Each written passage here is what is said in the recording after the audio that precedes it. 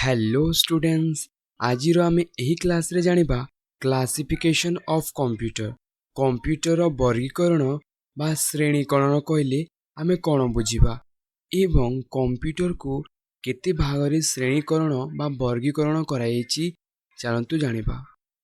Computer को साधारणतः तीन भाग रे विभक्त करायछि बा वर्गीकरण करायछि बाय टाइप प्रकार अनुसारे, बाय साइज आकार अनुसारे, बाय यूज और पर्पस व्यवहार द्वारा बा उद्देश्य अनुसारे। फास्ट आमे जानिबा बाय टाइप प्रकार अनुसारे।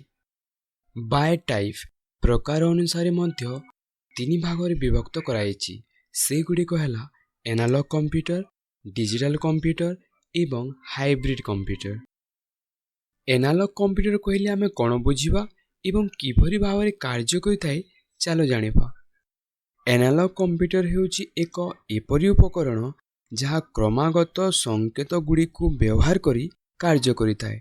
संकेत कहले सिग्नल बा ग्राफ रो जरिया रे सृष्टि होतिबा तथ्य को नै कार्य करिथाय एवं से गुडी कहला एनालॉग कंप्यूटर वोल्टेज मापिबा पई, प्रेशर बा चाप मापिबा पई, इलेक्ट्रिक करेंट बा विद्युत प्रवाहर गति मापिबा सहित टेम्परेचर बा तापमात्रा मापिबा पई मध्य analogue computer व्यवहृत होइथाय।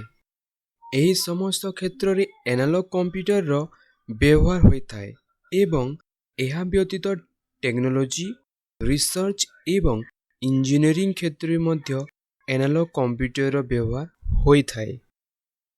Example of analogue computer. Analogue computer रो उदाहरण thermometer, seismometer, speedometer. Thermometer thermometer होची एक यंत्र जहा तापमात्रा माप करिथाय।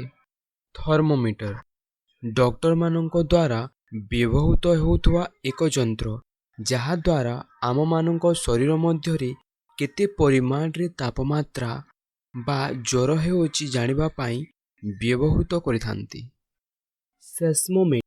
सेस्मोमीटर यार अर्थ है भूकंप। सेस्मोमीटर हेउची भूकंप समय रे भूमिर गति को रेकर्ड करिबा पई व्यवहृत एक उपकरण। स्पीडोमीटर हेउची एक यंत्र जहा यान द्वारा यात्रा करुवा दूरता मापिबा पई एवं गति मापिबा पई व्यवहृत होइथाय एवं एही स्पीडोमीटर आम बाइक रो फ्रंट रे लाई थाए एवं आम कार रे मध्य तुमे देखिथिबो जेन स्क्रीन रे देखाइ होथि एही